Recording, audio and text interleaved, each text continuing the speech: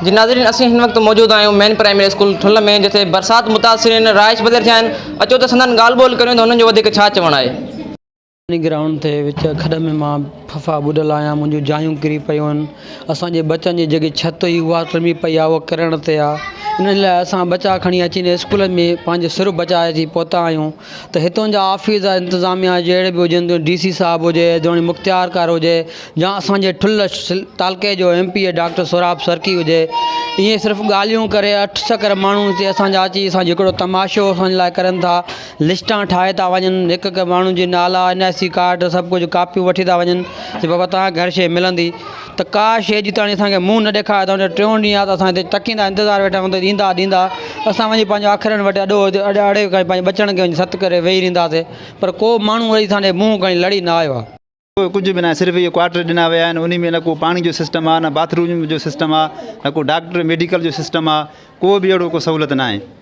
काफ़ी टाइम थियो आहे, ईअं सम्झो 14-15 ॾींहं थी विया आहिनि। हिते नंढड़ा नंढा ॿार, इहे ज़ाइफ़नि खां, औरतुनि खां, मर्दनि खां त ॿार वधीक आहिनि, सभु ईअं परेशान, सभु बीमार, इहे मरीज़। हाणे नंढड़े खे कैनोला लॻो पियो आहे, मां वरी डॉक्टर इसरा ॾिनो आहे, एतिरा पैसा न आहिनि त हाणे उनखे मां काॾो ॾींदुमि। जेको रुपए वारो जेको दवा आहे त उन जा 100 रुपयो चवनि था।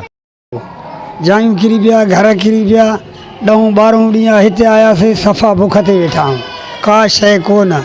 सभु अमीर आया, डॉक्टर आया, मुख़्तियारकार आयो, लिखी हर शइ विया, मिलियो अॼु ताईं का शइ बि कोन, न पाणी न मानी, का शइ कोन, का न को जाइ, को खिड़ी को मिले, उहो बि भलो उहो बि न आहे।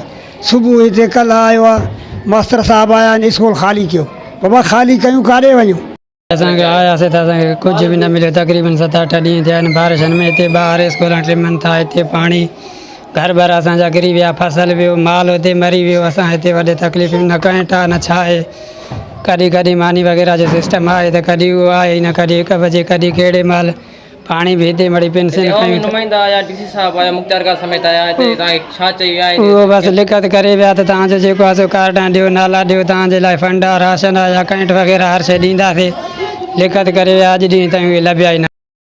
जी नाज़रीन, तव्हां बरसात मुतासिरीन जूं ॻाल्हियूं ॿुधियूं। हिननि जो इहो ई चवणु आहे त अवामी नुमाइंदा ऐं मुख़्तियारकार दीदार कटाणी समेत कई अमलदार आया, पर यकीन ध्यानी करे हलिया विया। हिन वक़्तु ताईं कोई बि सहूलियत न ॾिनी वई।